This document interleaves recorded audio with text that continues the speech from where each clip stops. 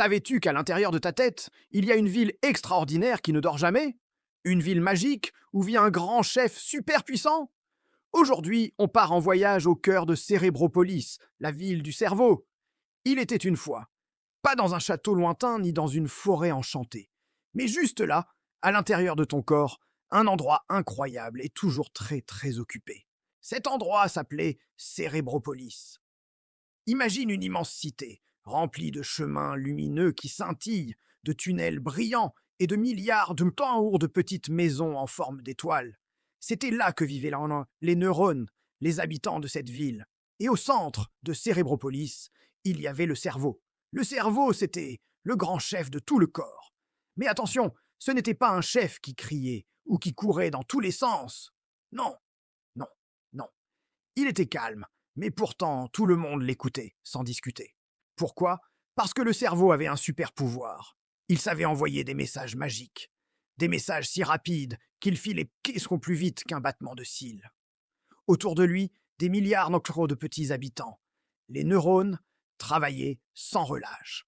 Chaque neurone ressemblait à une petite étoile avec de longs bras, comme des fils électriques, et des petites lumières qui clignotaient.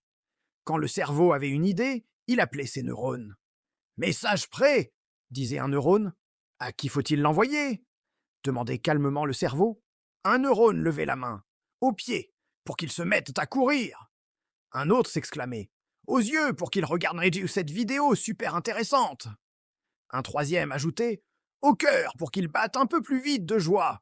Et hop, en une fraction de seconde, le message partait à travers les chemins lumineux de Cérébropolis pour arriver à destination.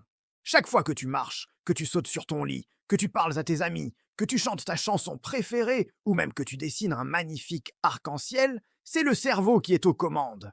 C'est lui qui envoie tous ces messages pour que ton corps fasse exactement ce que tu veux. C'est un travail d'équipe incroyable, n'est-ce pas? Un jour, le corps d'un enfant qui s'appelait Léo décida qu'il était temps d'apprendre à faire du vélo.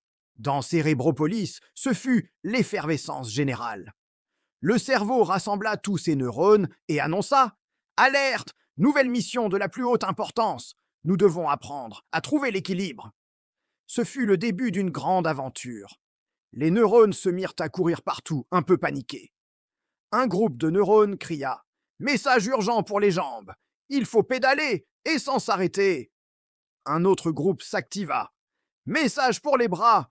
Tenez bien le guidon! Ne le lâchez pas! Un troisième groupe, très concentré, envoya un message aux yeux. Regardez bien droit devant, pas vos pieds. Au début, c'était vraiment la pagaille. Léo tombait souvent. À Cérébropolis, les messages se mélangeaient, les neurones se trompaient de chemin. Un message pour la jambe gauche arrivait à la main droite. C'était un peu le chaos. Oups, mauvaise direction, disait un neurone penaud. Mais le cerveau, toujours calme, disait simplement: Pas de panique, on recommence. Et ils recommencèrent, une fois, 2 fois, 10 fois, encore et encore. Léo n'abandonnait pas, et dans sa tête, les neurones non plus. Petit à petit, quelque chose de vraiment magique se produisit. Les chemins que les messages empruntaient dans Cérébropolis devinrent plus larges, plus faciles à suivre. Les messages arrivaient de plus en plus vite sans se tromper. Les neurones devinrent de plus en plus confiants, ils savaient exactement quoi faire. Et un beau matin, Léo monta sur son vélo, pédala, et ne tomba pas, il roulait tout seul. Dans Cérébropolis, c'était la fête. Tous les neurones dansaient. Ça y est, annonça fièrement le cerveau. On a appris. Et voilà comment ton cerveau apprend de nouvelles choses.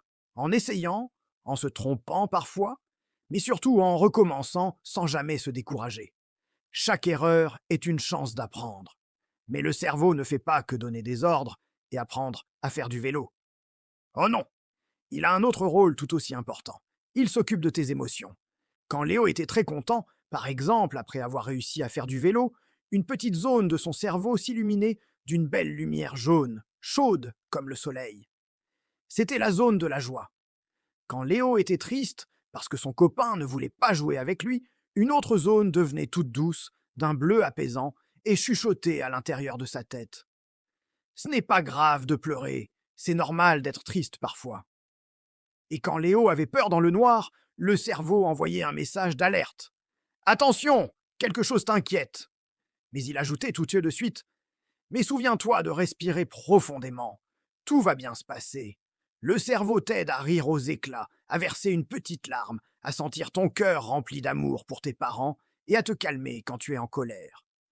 Il apprend à ton corps à reconnaître et à comprendre tout ce que tu ressens. C'est ton meilleur ami pour naviguer dans le monde des émotions. Et la nuit, que se passe-t-il à Cérébropolis? Quand Léo s'endormait profondément, on pourrait croire que le cerveau dormait aussi. Mais pas du tout. La nuit, c'était un moment très très important dans la grande ville du cerveau. C'était l'heure du grand rangement. Les neurones, plus calmes, sortent de grandes boîtes et commençaient à trier tous les souvenirs de la journée. Ça, c'est ce que Léo a appris à l'école aujourd'hui. On le met dans la boîte important, à ne pas oublier. Ça, c'est le super câlin de maman. On le garde dans la boîte des beaux souvenirs. Et ça, c'est la petite dispute dans la cour de récré. On peut mettre ça de côté, ce n'est plus très important. Pendant que les souvenirs étaient rangés, d'autres équipes de neurones réparaient les chemins qui avaient été beaucoup utilisés pendant la journée. Ils nettoyaient tout, un peu comme un service de nettoyage de la ville, pour que tout soit propre et prêt pour le lendemain. Avant que le soleil ne se lève, le cerveau regardait sa ville toute propre et bien rangée, et disait doucement à tout le corps: merci pour cette super journée, repose-toi bien. Demain, une nouvelle aventure nous attend. C'est pour ça que bien dormir est si important pour toi. C'est pendant la nuit que ton cerveau travaille pour te rendre plus fort et plus intelligent pour le lendemain. Alors, comment peut-on aider notre super cerveau? C'est très simple, car le cerveau aime les choses simples. Il adore quand tu prends soin de lui. Par exemple, il adore quand tu dors suffisamment pour qu'il puisse faire son grand nettoyage nocturne. Il est très content quand tu manges des fruits, des légumes, des choses équilibrées qui lui donnent de l'énergie. Il adore quand tu bouges, quand tu cours, quand tu danses, car ça envoie plein d'oxygène à Cérébropolis. Il aime aussi quand tu apprends de nouvelles choses tranquillement, sans stress. Et surtout, il raffole quand tu joues, quand tu imagines des histoires, quand tu dessines ou quand tu construis des châteaux en Lego. Tout ça, c'est comme de la gymnastique pour tes neurones.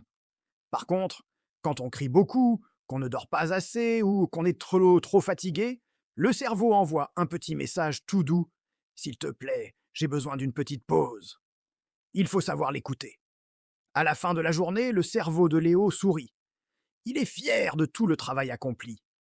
Il sait qu'aujourd'hui encore, il a aidé le corps de Léo à comprendre le monde, à apprendre à faire du vélo, à ressentir de la joie et de la tristesse, et à grandir un peu plus. Et il se dit une chose très importante: chaque enfant est différent, et donc chaque cerveau est absolument unique et merveilleux.